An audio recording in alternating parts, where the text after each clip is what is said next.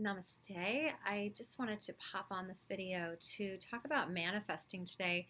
It's been on my mind because the last 2 or 3 weeks I have been creating a personal ritual of manifesting and really taking my life by its hands and saying that, or making the decision that there are certain things in my life that I want to manifest and I want to see my dreams fulfilled.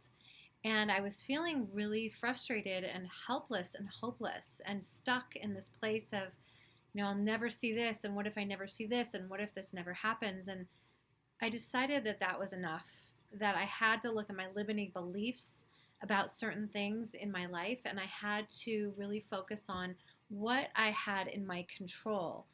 If you feel out of control, then in what ways can we feel more in control?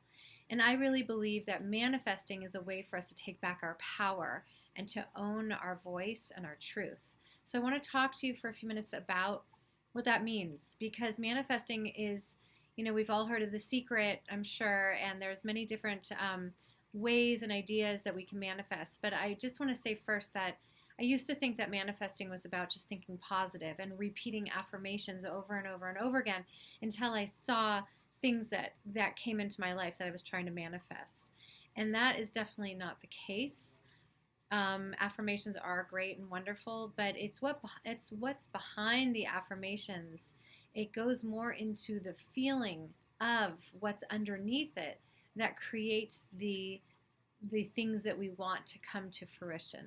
So I'm going to go through some tools that we can use on this path of manifestation. The first one is to really feel into our feeling state. It's to raise our vibration. When we make the choice, and this is something that is daily and sometimes also almost hourly, but when we make the choice to look at the things that get in the way of those manifestations, it's often that we are living in a lower vibration. What does lower vibration mean versus higher vibration? Lower vibration means that we're living from a place of our lower selves, which has more negative beliefs, which says, yeah, well, that's great that you want to manifest these things, but you'll never do it.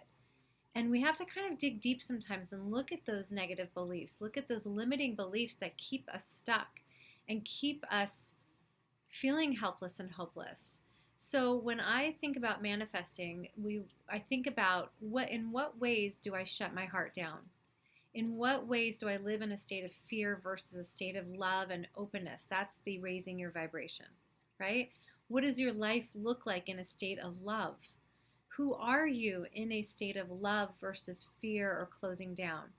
So what we need to do is figure out how we feel, right? Our emotions are just energy in motion, right? Emotions. They're just something that is in motion. Manifesting isn't about choosing positivity all the time. There's this major stigma about being negative and having darker feelings. To focus our manifesting skills, we need to free the powers held in our feelings. If we are afraid to feel scary feelings or sad feelings, then they get stuck and they block us. They get stuck in our bodies and they block us from manifesting the life of our dreams. So we need to find and get into a good place with our emotions and be real about them and truthful.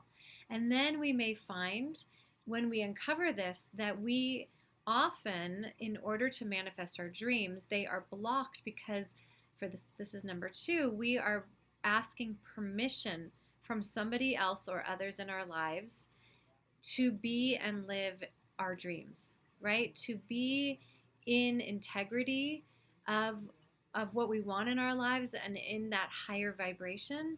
We need to stop giving our power away and asking for permission to be all that we can be from somebody else. It means giving yourself permission to be all that you came to be here for. So ultimately, it's about having the good, healthy boundaries and protecting your dreams from people who you need permission from. I like to call these energy vampires, right? Some of them are very kind and loving people, but when you check in with your boundaries. And I sometimes see myself in a white light and fill my energy with this white light to protect me from people that I perceive that I need permission from. It could be your parents, it could be a spouse, a loving person in your life, a child. Um, so we need to look at who do we need healthy boundaries. We need healthy boundaries anyway, in general. But there are some people where we feel when we're with them, we get sucked dry, right? We feel like we doubt ourselves when we are with these people. We feel that we're not sure of ourselves and we doubt our visions and we doubt our beliefs in ourselves. So when we create those healthier boundaries, then we can start manifesting and believing in ourselves. And for like that last piece of this manifesting um, idea is once you believe in yourself, you can start using your intuition. You see how there's a flow that we went through? If we are stuck in our emotions, then it's hard to tap into our intuition. If we are stuck in this need for permission from others, then we're not going to take power and control of our lives and speak our truth. If we don't have good boundaries, then our energy leaks out and we doubt ourselves. So all of these are draining, it drains our energy.